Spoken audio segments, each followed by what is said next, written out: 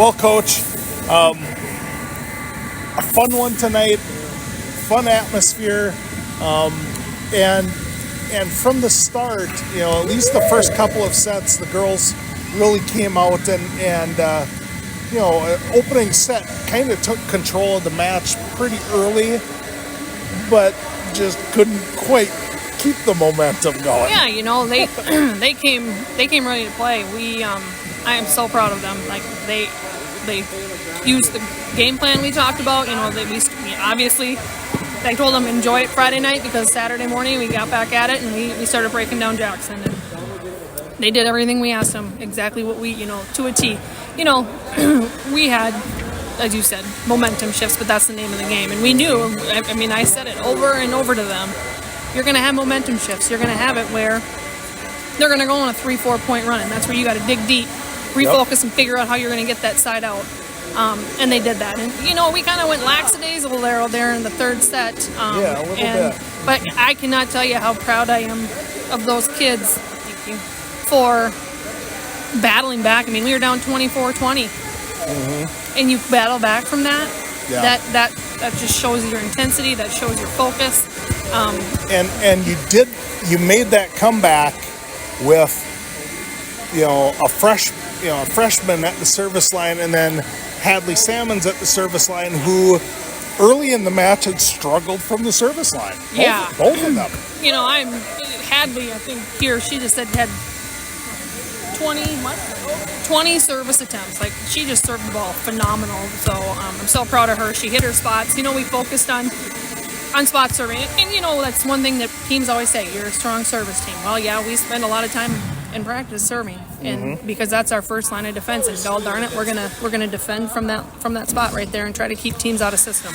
Yep. And offensively in the first set, it starts with the pass, and you guys passed really well, and you fed your big hitter in the first set over and over and over, and I would guess that Tristan probably had half of her kills on the night in the first set. Yeah, she was able to go over that right side blocker, and so she kept doing it until they made that adjustment, and that just shows you, you make the adjustment, well then we'll adjust and we'll make plays. And our setters did a nice job of getting her the ball where she needed it, so she could take that ball down the line. That it's not an easy ball to take down line if you're set too far in. So hats off to our setters for getting that ball right where it needed to be.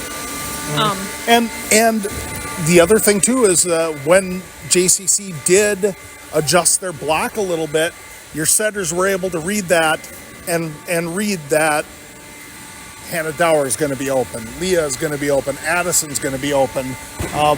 They found the person with the best chance of ending the rally. Yeah, and we've talked about that. You really got to feel the blockers. You got to make sure you're focused as setters, because you don't want to set them up to be blocked. In that second set, we got pulled way over and we set Hannah. Well, you had the left front and the middle blocker sitting right there on them. So just being familiar and feeling those blockers is really huge for those setters to do. Mm-hmm. Third set, Jackson kind of got off to a quick start, and it, like you said, you had to find a way to end that run, and your girls were able to get that run stopped, get momentum back, and they really didn't seem like there was a lot of energy in that third set. The girls had to make their energy in the third set. Yeah, and that's the one thing that we talked about is in between second and third set is you can't take plays off. All right, you cannot be satisfied with being up 2-0. They're too good of a team to take plays off, and we got a little, like you said, a little lackadaisical, really giving them a lot of friggin' free balls, god darn it. Mm-hmm. And you can't give teams like that free balls because they've got too lethal of an offense. To your team's credit, lots and lots of just diving all over the floor to keep plays alive, especially in that third set. Absolutely, and that's what we had to do. We had to, at that point, we had to play perfect. We couldn't let balls hit the ground, and that's what they did. And like I said, I'm just so proud of them and their grit that they showed in that third set. You're down 24-20. Yep. It's not too often teams come back and win 27-25. Yeah, and to be honest, that was a set that you guys really needed, because at that point in the match, JCC had all the momentum. They did. They had their crowd involved. I mean, that it was a huge shift in momentum there, and it was definitely one of those things where it was going to be, we need this, or we at least needed it to be, we needed that set, no doubt about it. Now, I do have all the confidence in my girls that we would have come back in that fourth set and shifted the momentum our way again, but I'm sure glad we didn't have to. Yeah. Thursday night, you guys go up to Springfield to play Redwood Valley, and they're a really solid squad. They've got a couple of really big hitters. What's it going to take to beat that kind of team on Thursday night? Well, first of all, I got to give my assistant coaches credit here, because they were, from the beginning of the season, even last summer, were saying Redwood's the team that we're going to have to beat. Oh, they're smart ladies. The best we can afford, best right? we can afford, by golly. Taya has them playing phenomenal volleyball up there. They've got two middles that just hit the crap out of the ball.